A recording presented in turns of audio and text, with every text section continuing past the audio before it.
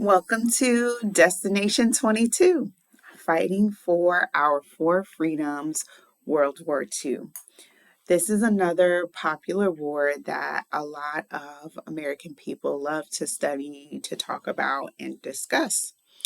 So, before the start of World War II, as we know, FDR was really focused on economic recovery and economic relief for the American people as we were coming out of the Great Depression.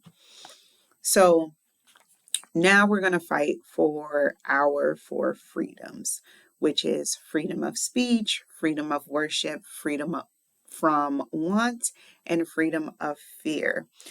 But when everything is happening across the pond in Europe, um, FDR really stays neutral. And he's going to implement the Neutrality Act, which is the banning of selling arms to any countries at war. As the war starts picking up, they implement the Lend-Lease Act, which is lending military arms to countries. Unfortunately, Pearl Harbor happens, which is the bombing of some U.S. naval ships by the Japanese in Hawaii. And that's how the United States enters World War II.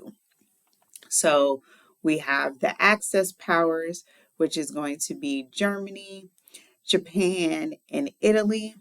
And then we have the Allied powers, which is US, Soviet Union, and the United Kingdom. We're also going to look at the Holocaust in this chapter.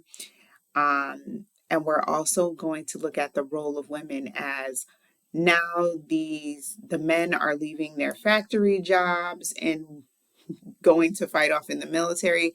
Now the women are really going to step up and do the jobs that men do in the factories. Um, you're also going to see an influx of African Americans join in the war as well.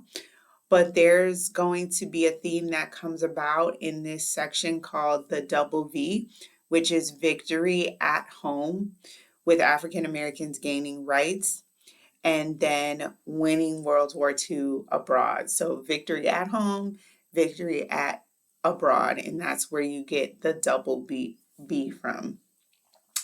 So this section should be very interesting for you guys.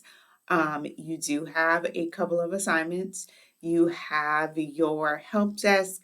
If you have a more personal question, you can always feel free to email me. And I hope you guys enjoy this destination. See you on the next one.